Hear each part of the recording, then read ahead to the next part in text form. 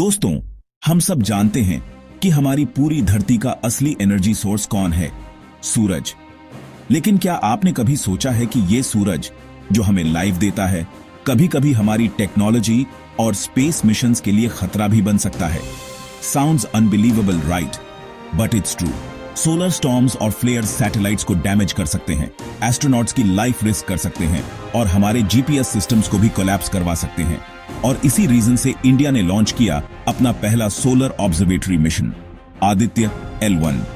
आज हम इस वीडियो में जानेंगे आदित्य L1 क्या है और कैसे काम करेगा, क्या सीक्रेट्स ये सूरज से रिवील करेगा और क्यों ये मिशन इंडिया को ग्लोबल स्पेस मैप पर और भी पावरफुल बना रहा है। दोस्तों, सूरज सिर्फ लाइट और हीट का सोर्स नहीं है, ये हमारी लाइफ सपोर्ट सिस्टम है।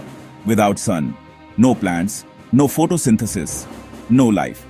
लेकिन इंटरेस्टिंग बात यह है कि जितना ये हेल्पफुल है, उतना ही अनप्रेडिक्टेबल भी है। कभी कभी सन से निकलते हैं सोलर फ्लेयर्स और कोरोनल मास इजेक्शंस, CME। इमेजिन करो, एक बड़ा CME आया और अर्थ की तरफ ट्रैवल किया तो हमारे communication satellites, power grids, even internet collapse हो सकता है। इनफैक्ट 1859 में एक बड़ा सोलर स्टॉर्म आया था जिसे कहते हैं कैरिंगटन इवेंट। उस टाइम टेलीग्राफ सिस्टम्स फेल हो गए थे। अब सोचो, आज के टाइम पे ऐसा इवेंट आए तो कितना बड़ा कैओस हो सकता है। इसीलिए साइंटिस्ट कहते हैं understanding the sun is not optional, it's survival. तो अब आता है सवाल, आदित्य L1 एक्चुअली है क्या? यह है इंडिया का पहला मिशन जो सन को ऑब्जर्व करेगा स्पेस से कंटिन्यूअसली। इसका नाम रखा गया है आदित्य, जिसका मतलब ही होता है सूर्य।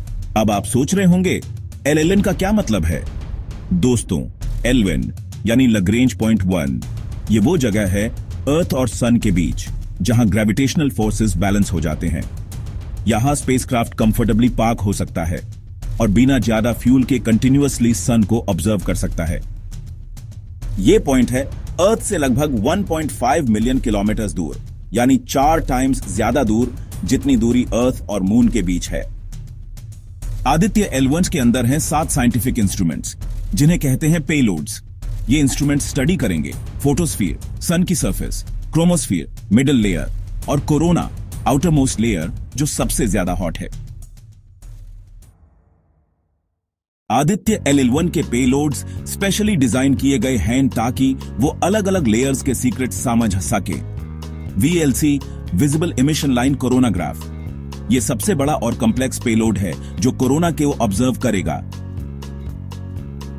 Sweet, solar ultraviolet imaging telescope, ये अल्ट्रावायलेट रेंज में फोटोस्फीयर और क्रोमोस्फीयर की इमेजेस लेगा।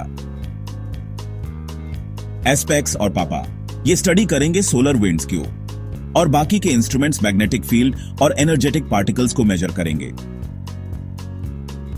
अब आप सोचो, ये डेटा हमारे लिए कितना वैल्यूएबल होगा, क्योंकि ये हमें बताएगा कि स्पेस वेदर कब डेंजरस हो सकता है। अब सवाल उठता है, आदित्य L1 से फायदा क्या होगा? सबसे पहले, ये हमें देगा advance warning of solar storms. अगर हमें पता चल जाए कि एक बड़ा सोलर फ्लेयर आ रहा है तो हम अपने सैटेलाइट्स और एस्ट्रोनॉट्स को प्रोटेक्ट कर सकते हैं। दूसरा, यह हेल्प करेगा हमारे कम्युनिकेशन सिस्टम्स और नेविगेशन सिस्टम्स को सिक्योर करने में। आज जीपीएस से लेकर इंटरनेट तक सब कुछ सैटेलाइट्स पर डिपेंडेंट है।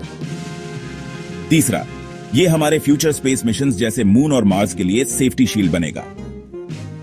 और फाइनली, यह हमारी साइंटिफिक क्यूरियोसिटी सेटिस्फाई करेगा।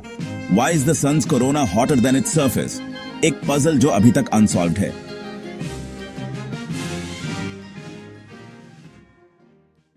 दोस्तों, नासा ने लॉन्च किया था पार्कर सोलर प्रोब और ESA का भी अपना सोलर ऑर्बिटर है। लेकिन आदित्य L1 की खासियत है, ये देगा continuous observation from L1 point. और सबसे बड़ी बात, ये पूरा मिशन कॉस्ट हुआ सिर्फ अराउंड 50 मिलियन USD। कंपेयर करो दुनिया के बाकी मिशंस के बिलियंस के बजट के साथ, तो ये है एक और proof of ISRO cost effective innovation, यानी कम रिसोर्सेज मेन भी इंडिया कर रहा है world class science. Aditya L1 सिर्फ एक स्टार्ट है। इसरो अब फ्यूचर मिशंस की प्लानिंग कर रहा है। चांद्रयान के बाद गगनयान ह्यूमन स्पेस फ्लाइट और अब सोलर रिसर्च। ये दिखाता है कि इंडिया सिर्फ अपने लिए नहीं, पूरा वर्ल्ड के लिए कंट्रीब्यूट कर रहा है साइंस और नॉलेज में।